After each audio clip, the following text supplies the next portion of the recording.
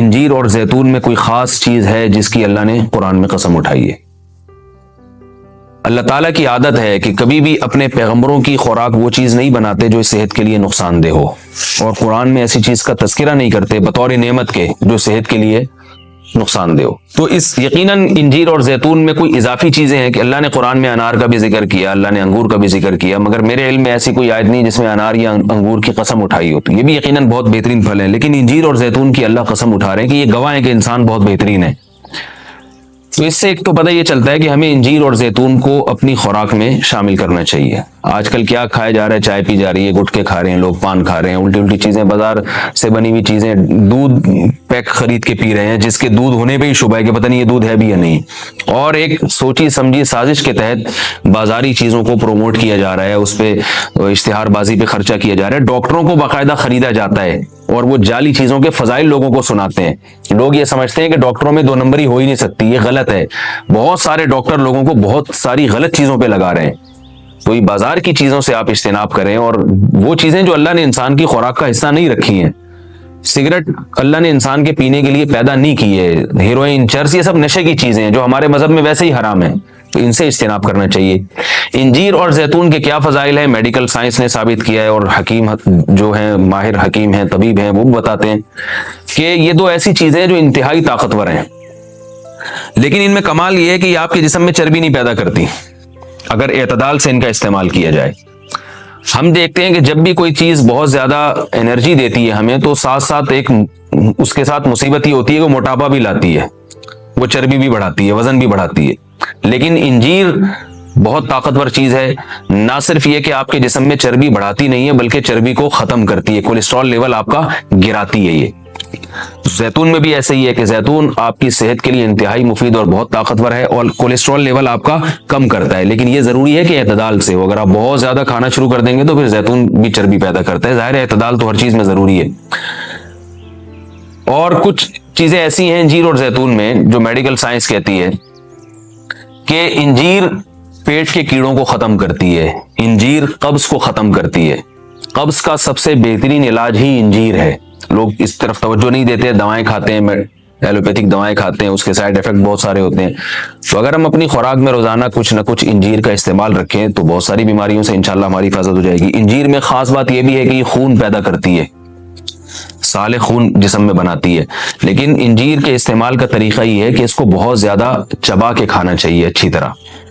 زیتون میں بھی اللہ نے بہت کچھ رکھا ہے۔ قرآن مجید میں اللہ تعالیٰ نے زیتون کی الگ سے بھی فضیلت بیان کی ہے۔ فرمایا کہ اللہ نے اپنے نور کی مثال دی ہے قرآن میں، اللہ نور السماوات والارض مثل نورہ کمشکاۃ فیہا مصباح المصباح فی زجاجہ الزجاجۃ کأنہا کوکب دری یوقد من شجرۃ مبارکۃ زیتونۃ لا شرقیۃ ولا غربیہ۔ اللہ نے فرمایا کہ میری مثال اس نور کی ہے، یعنی ہدایت کی ہے، کہ جیسے کسی اندھیرے میں کوئی چراغ رکھا ہو۔ اب اس چراغ میں اللہ نے مثال کس دی ہے؟ یعنی زیتون کی دی ہے، کہ وہ چراغ جس کو زیتون کے تیل سے جلایا جا رہا ہو، یعنی ایسے تیل سے جو مبارک درخت سے نکالا گیا ہو۔ تو اللہ نے وہاں بھی قرآن مجید میں سورہ نور میں بھی زیتون کے درخت کو اللہ نے مبارک درخت کہا ہے۔ ایک اور مقام پہ قرآن مجید نے زیتون کی تعریف کی ہے، فرمایا کہ وَشَجَرَةً تَخْرُجُ مِن طُورِ سَيْنَاءَ تَنبُتُ بِالدُّهْنِ وَالصِّبْغِ لِلْآكِلِينَ۔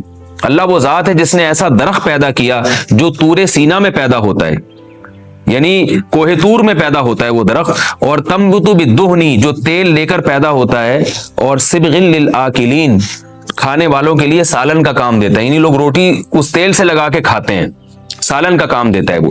تو اب یہاں مناسبت دیکھیں کہ اللہ نے زیتون کا اس آیت میں ذکر کیا اور ساتھ ساتھ بتایا کہ یہ وہ زیتون ہے جو کوہ طور پہ پیدا ہوتا ہے، اور کوہ طور ویسے ہی ایک ایسی جگہ ہے جہاں اللہ نے لوگوں کی ہدایت کے لیے وحی کو نازل کیا۔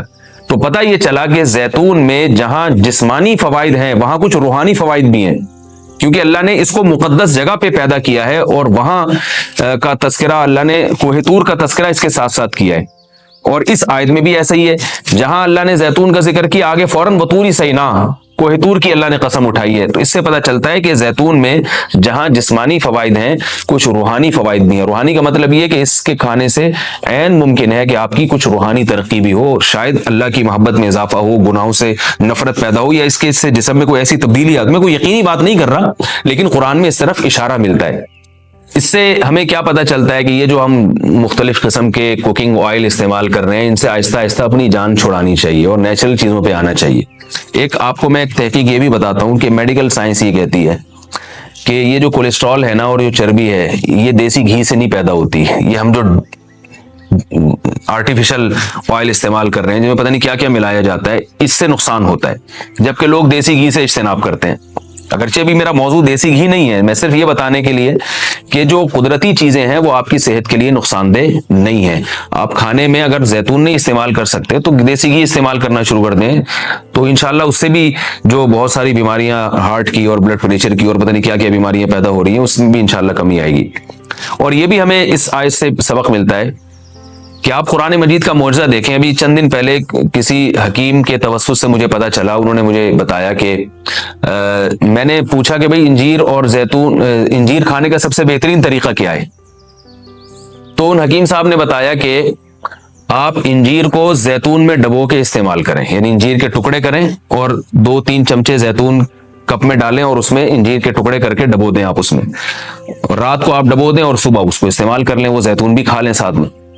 تو اس وقت میرا ذہن اس طرف نہیں گیا۔ آج جب میں یہ اس آیت کا درس دے رہا تھا تو مجھے خیال آیا کہ یہ تو اللہ نے خود قرآن میں دونوں کا ساتھ ذکر کیا ہے۔ حکیم تو آج کہہ رہے ہیں 1400 سال کے بعد کہ ان دونوں کا ملاپ بہت بہترین ہے صحت کے لیے، تو قرآن میں اللہ نے کیسے دونوں کا ساتھ ساتھ تذکرہ کیا ہے؟ تو یہ عجیب اتفاق ہے، اور بلکہ قرآن کی بلاغت ہے اور قرآن کا ایک قسم کا معجزہ ہے کہ آج بہت ساری چیزیں جن کی تحقیق ہو رہی ہیں وہ قرآن میں اللہ تعالیٰ نے ان کے اشارے پہلے سے دے دیے ہیں۔ انجیر اگر آپ زیتون میں ڈبو کے استعمال کرتے ہیں تو اس کے کیا فوائد ہیں؟ ایک فائدہ تو یہ ہے کہ انجیر کو چبانا آسان ہو جاتا ہے، ورنہ انجیر بہت سخت چیز ہوتی ہے، اس کا چبانا آپ کے لیے مشکل ہے۔ جب آپ اس کو زیتون میں ڈبو دیں گے، آپ صبح جب کھائیں گے تو آپ کو پتہ چلے گا کہ وہ نرم ہو گئی ہے، اس کا کھانا آسان ہے۔ اور دوسرا فائدہ یہ کہ اس سے زیتون کا کھانا بھی آسان ہو جاتا ہے۔ آپ اگر زیتون ویسے ہی چمچہ بھر کے پیئیں گے تو جو لوگ زیتون کے عادی نہیں ہیں ان کے لیے مشکل ہے اس طرح سے پینا، وہ ٹیسٹ گین ہوتے ہوتے کافی ٹائم لگتا ہے۔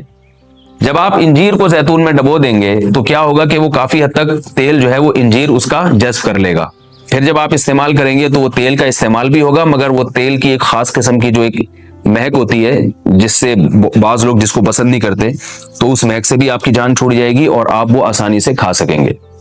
دوسرا فائدہ اس کا یہ ہوتا ہے کہ یہ جو کمبینیشن ہے انجیر اور زیتون کا، کچھ فائدے انجیر میں ہیں جو زیتون میں نہیں، کچھ فائدے زیتون میں ہیں جو انجیر میں نہیں، تو یہ کمبینیشن ایسا ہوتا ہے کہ آپ کو ایک صحت کے لیے ایک بہترین ٹونک مل جاتا ہے، کولیسٹرول لیول آپ کا کم ہو جاتا ہے، قبض آپ کا ختم ہو جاتا ہے، یعنی اطباء یہ کہتے ہیں کہ یہ 2 آتشہ بن جاتا ہے، یعنی انجیر کا فائدہ بھی ڈبل ہو جاتا ہے اور زیتون کا فائدہ بھی اس سے ڈبل ہو جاتا ہے۔ تو جب اللہ نے قرآن مجید میں ایک چیز کا بہت اہتمام سے تذکرہ کیا ہے تو ہمیں اس کو استعمال میں لانا چاہیے۔ میں نے عربوں کو دیکھا ہے وہ بہت زیادہ انجیر اور زیتون کا استعمال کرتے ہیں، مگر ہمارے ہاں صبح صبح لوگ جیم کا استعمال کر لیں گے، شہد نہیں استعمال کرتے، اور بچوں کو ٹافیاں کھلا دیں گے، انجیر نہیں کھلائیں گے کبھی بھی۔ میں اپنے والد صاحب کو دیکھتا تھا، وہ ہمیں انجیر لا کے دیا کرتے تھے، ہم کھاتے تھے اس کو شوق سے، والد صاحب خود بھی استعمال کرتے تھے۔